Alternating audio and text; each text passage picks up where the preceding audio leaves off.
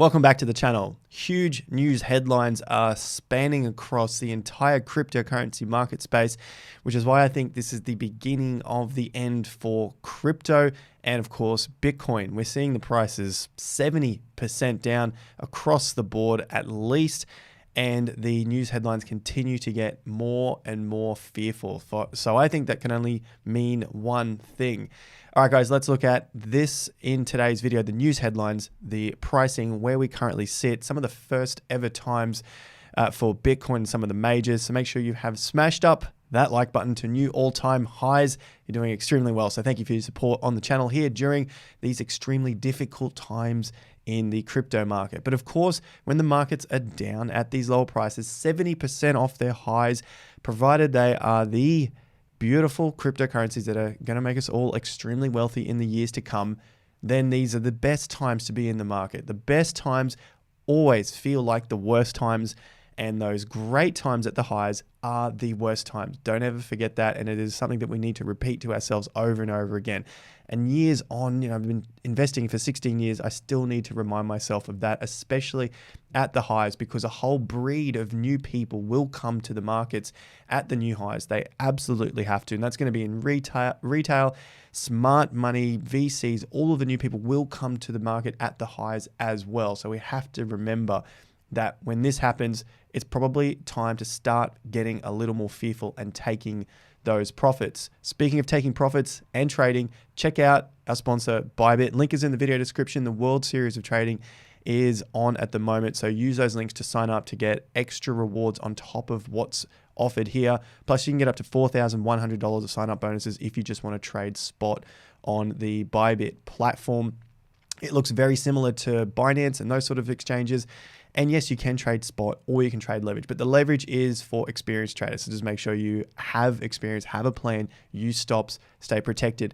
But what you want as a trader is volatility, and that is what the markets are giving us now. They're giving us volatility, the stuff that traders dream of. They don't want to see sideways, boring markets.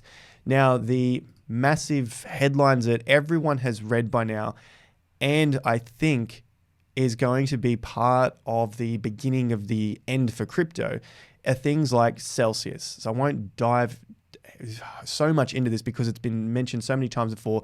If you are with Celsius, you know that your withdrawals have been paused. The CEO says they're working on something to get them unfrozen. Of course, we all know of the rumors, or at least some of the stories as well, and some of the facts that they have withdrawn hundreds of millions of dollars from the platform and are now trying to figure out what to do. This could be a bad thing for people that have crypto on Celsius.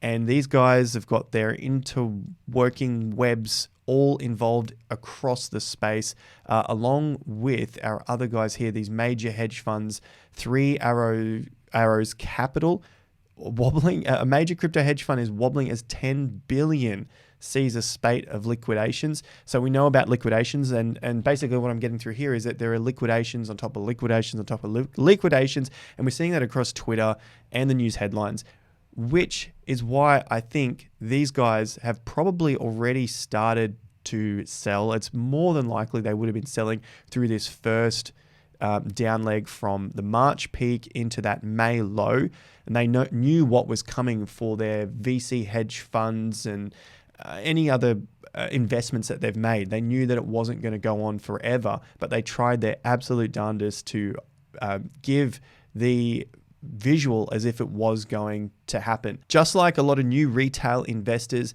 these massive hedge funds and billionaires live in fantasy worlds as well.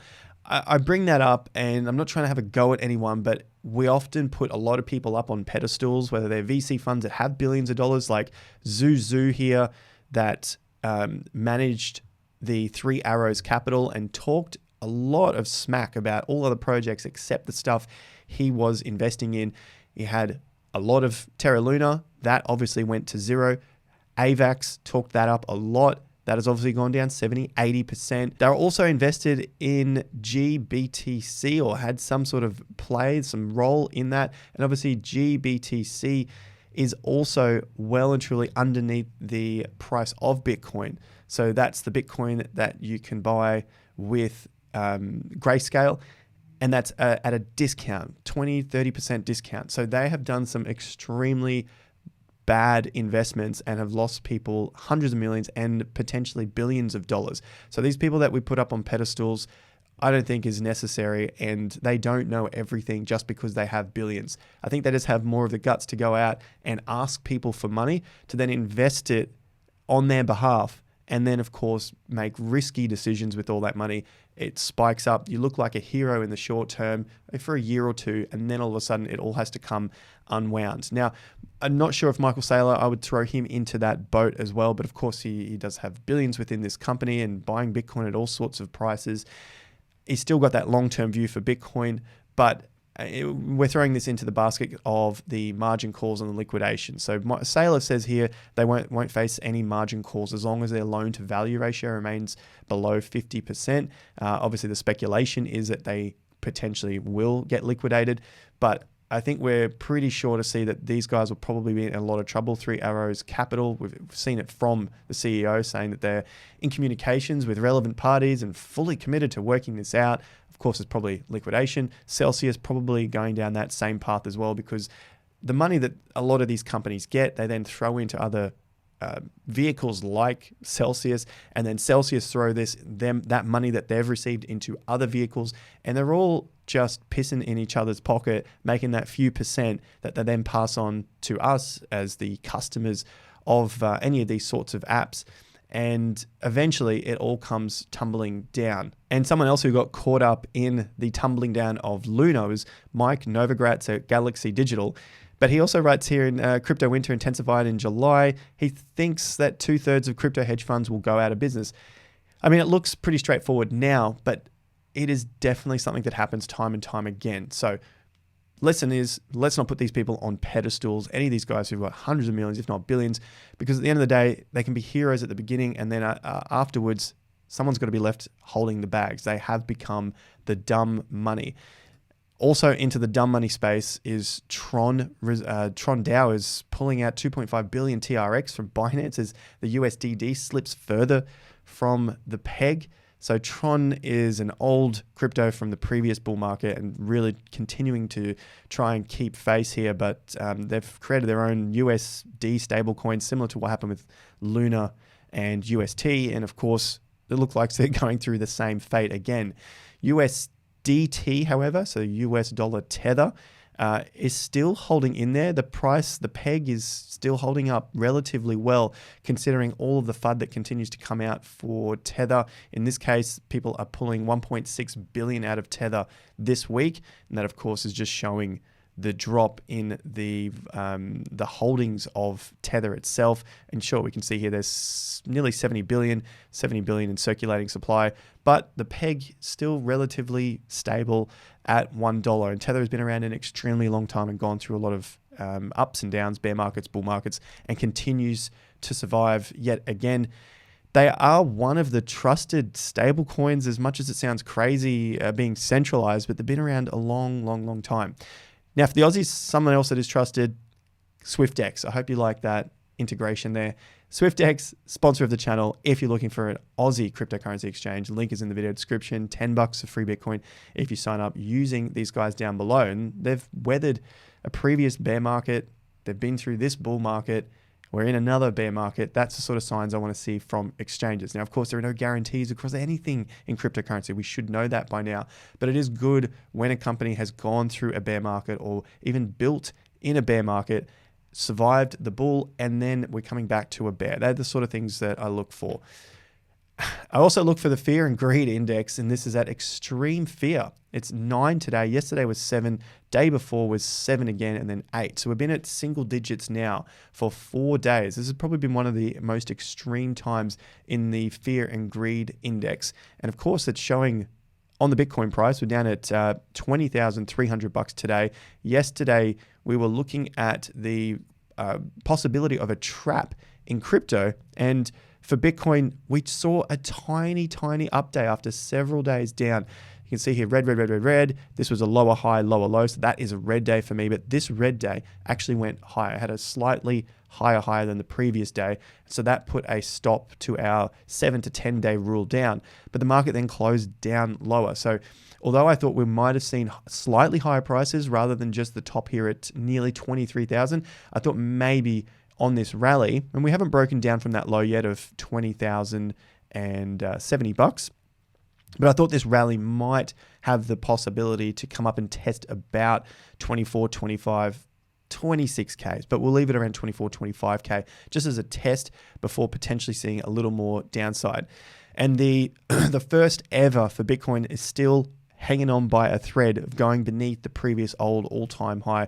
We're just a few $100 off it now. The previous old all-time high is at about 19,900, depending on which exchange, of course. And so we're now at 20,400. So $500 off that previous old all-time high. I think eventually we'll get there. How we get there, we'll wait and see.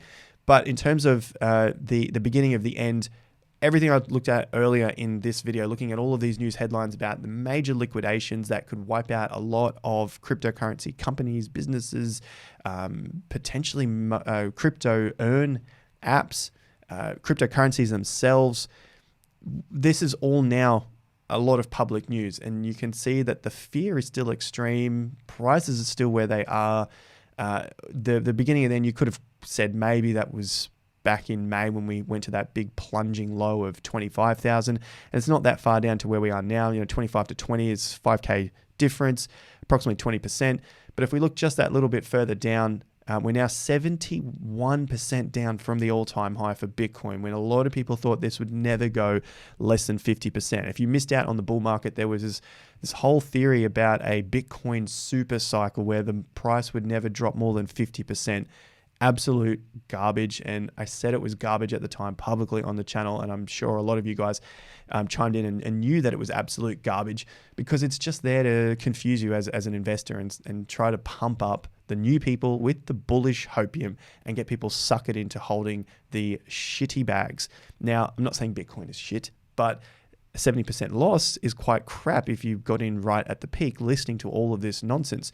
Now, to the downside, if I'm looking between that sort of $15,000 to $19,000 as a potential low, that 15.7, it's about a 23% drop from the current price.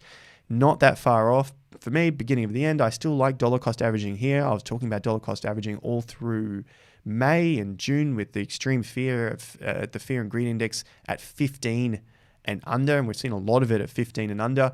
And sure, it's 28, but you don't know at the time if it's going to go up. You just don't want to be buying any of the dips on the way down, thinking that the market's going to be driving up to 70 or 80 or 100 grand. The dips are way down from 69 down to 60. So this is why I look specifically at major panic times, and major panic times happen on the way down.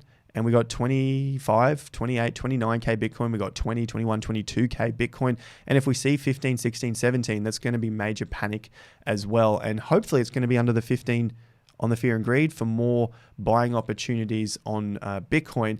But if we only have about a 20% down from here, and if I look at the total from the top to that level, that's about a 76%. And if we go that bit further down to about the 80 odd percent, that's bringing us at around $13,000 to $14,000 for Bitcoin. Do I know if it's going to get there? Of course, I don't know. But I'm just looking at about an 80% drop there based on the history of Bitcoin.